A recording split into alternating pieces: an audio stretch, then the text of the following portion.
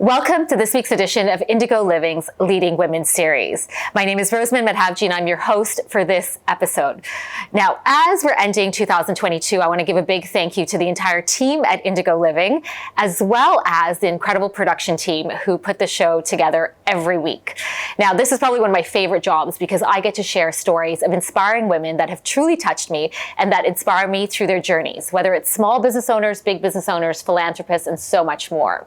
Now, this week is pretty special because I finally got my friend, Amna Haftour, on the set with me. I am so excited to have you. Thank you so much. Can I tell the audience that you are a mom of four, which is why we haven't got you on, but finally we have you. I know, my hands are always full, but what can I say? They're always full, but the baby that we want to talk about is, of course, Arcadia. Yeah. Well, I started working on Arcadia in 2015, actually. And it kind of, the whole journey behind it actually started on the day of my wedding. I actually created a scent based off... For your wedding day? For my wedding day, as a memento for my guests. So we had, I took my personality with my husband's personality, we kind of meshed them together and created a scent. And that scent is now part of the Arcadia collection as well. So it kind of grew from that and then it became a thing. After I had my first daughter, my firstborn, I created the scent for her. And then in 2016, I had a baby boy, created a candle for him. And it kind of became a thing where everyone was like, Amna, this is kind of like something that you're into. And make one for us? Did people start asking? A lot of people were asking me about the scent that was created for the wedding. So I was like, you know what, I still have a couple more here and there lying around, And Arcadia was born in 2017 is when we launched. And where does the passion of scent come from? Because being from this part of the world, the Middle East, everyone recognizes scent. And I see a lot of the numbers when I work with these beauty companies. Perfumes are a very, not only a profitable sector in the beauty industry, but it's also really a part of the heritage and culture, like the oud, the jasmine, the sandalwoods. When did you, what was a childhood memory where you just kind of went back and it was like sentimental for you? I think for us, like as Arabs, we've grown with this as part of our culture. So it wasn't it wasn't that interesting, let's just say, for us, because it's something that we were always around. But as I grew older, I realized how important it is to actually be able to create these scents, whether it was through the bukhur, which is the incense that we burn, or the oils that each families create their own bukhur. Oh, really? Yeah. So that's fascinating. You'll never get the same bukhur twice. So the elderly women in the households are the ones that mix create these scents. So they'll have the musks, the ambers, the jasmines, the rose. They'll mix all that up together to create that scent, to create the bukhur, and they mix that with the powdered agar wood, with powdered musk. That's amazing. That's so interesting. No one's gonna give you their exact recipe to get the exact perfect bukhur because each household has their own. And it's like very secretive and they hold it very close to them. When I think about scent, when I think about my mom, I think of Guerlain Samsara. And when I smell that, it takes me back to like childhood. What is your scent that takes you back? Well, I think, speaking about my mom passed away, and my go-to scent that reminded me of her was Mugler. No way. Angel. Oh, I love that. The most, like, that would be the scent that defined her the most. I love that. Yeah. Yeah, I think scent is like that one factor which takes you back to memories. And I think we take advantage of the fact that, you enter a place, the room smells like home, whether you've traveled and come back, we do take scent for granted because it's like nothing smells better than a home-cooked meal. Nothing smells better than walking into your closet and smelling the detergent that you use, for example. And, that's where we try to fill in the blanks, where it's not just creating a perfume per se, it's creating that experience. So I want to say you come from a household of 6 siblings. Yeah. You guys are all very creative, each individually, because I know all of you. When was that moment where you wanted to actually start a business? Because everyone has ideas. like we wake up in the morning, everyone has a great idea.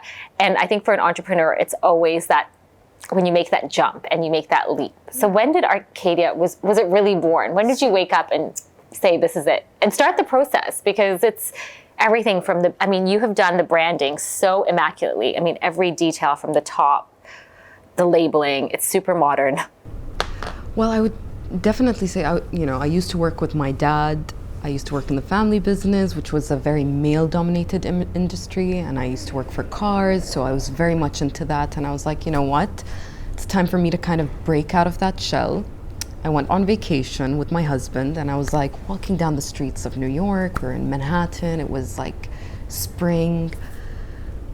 And I looked at him and I was like, you know what? I think it's like, we passed these like perfume concept stores. Some of them were niche, some of them were like really cool and hip. And I'm like, you know what? We don't have something like that. And he looked at me, he's like, why don't you do something like that? I was like, I don't know. Would I be able to? He was like, no, you should, start something from the UAE that's homegrown and build up from there. And, that's where it started. That's where the inspiration came from, actually, yeah. So the first bottle was for really your wedding when you started. And for Arcadia, because I remember like the ones I have in my home all have numbers, and now I see they actually have names. So how did the collections evolve? So we started with the 10 cents that we originally first launched, which was the more whimsical edition. It was more about, happy thoughts. Each perfume had a number, it had a name, and it had a narrative. And we still stick to the narratives with each perfume that we create. And during our event, we actually had rooms that you would walk into just to represent that narrative and represent that scent specifically. And then we moved on to the second edition, which was the dark series. We called that the dark series because, we live in an era that's completely maximized by social media.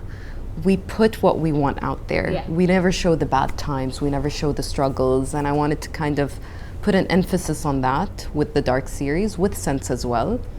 And it's kind of how you walk through life and pull your way out to the lighter side. Oh, I love that. Yeah. So you mentioned dark side. Yeah. Not that starting a business is a dark side, but there's a lot of pressure starting a business. What are some of the lessons learned? I think it's mainly try to plan out everything, and not everything has to be, let's just put it this way. You don't need to have a maximum amount of capital to start something. You can start up with the smallest idea and take it slow. You don't have to go out with a big bang, but you just have to make sure that every single detail is planned out, and no idea is a dumb idea. You should definitely go for it. Go for it. Definitely go for it. I will say, when I look at your brand from the outside, I will say one of the biggest strengths is that storytelling. When you enter, whether it's your store or an event, or even just picking up a bottle and a box, the elements of details and storytelling, you just fall in love with that scent. You understand the mind of the perfumer. It's like you're entering your world. Yeah. I think creating Arcadia was to give a little bit of me to everyone else and to kind of share that, even though it's not really in your face. But there is so much in me that is in the sense that I've created, in the stories that I've said, in the narratives with each perfume as well. I mean, we've all gone through our highs and our lows, and I think it's okay to talk about it. And this is me kind of sharing a little bit of that with everyone else. I love that. Yeah.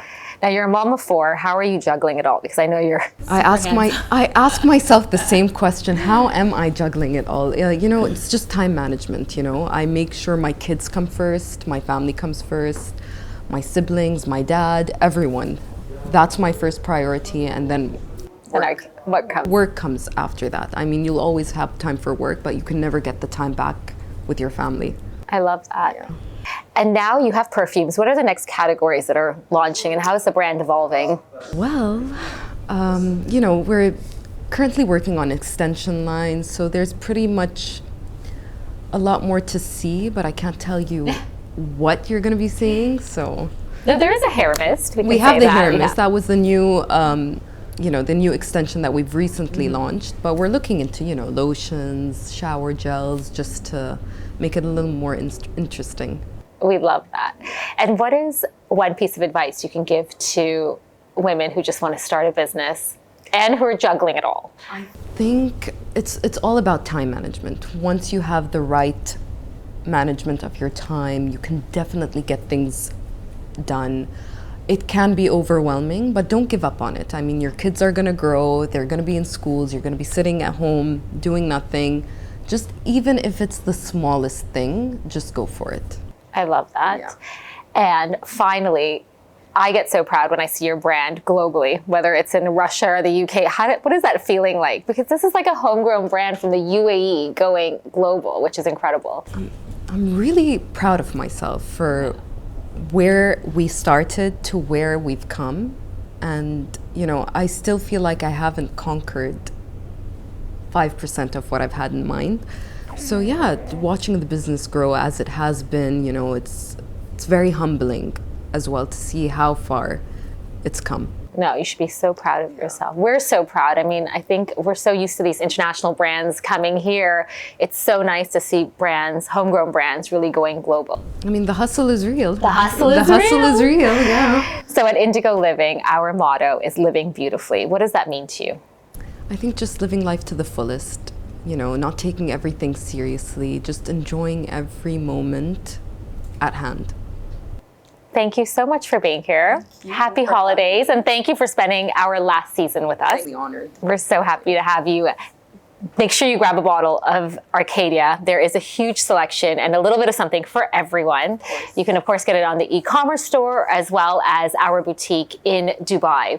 Thank you for watching our last season of 2022 here at Indigo Living. Thank you, Amna, for joining us. So much. So if you are getting gifts this holiday season, make sure you head over to Arcadia. There is a little bit of something for everyone. Of course, the brand is available on the e-commerce site, or you can actually get the incredible experience in the Dubai flagship store. Thank you for watching. Head over to YouTube, Instagram, and all the social media sites to get our full episode as well as our upcoming segments. Happy holidays, everyone.